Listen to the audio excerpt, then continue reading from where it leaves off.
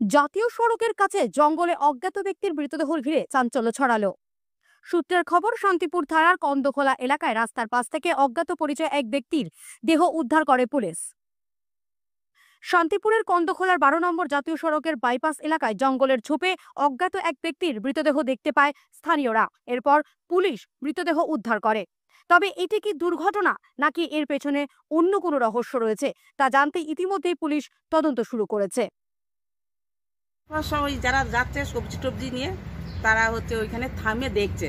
তখন আমি দোকানটা একটুখানি গুছিয়ে নিয়ে আমি এইখানটায় দাঁড়ালাম।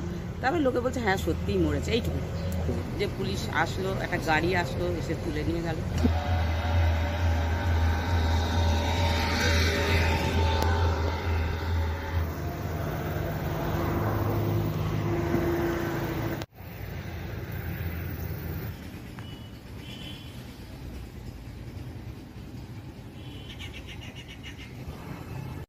ব্যুরো রিপোর্ট, বর্তমান ভারত।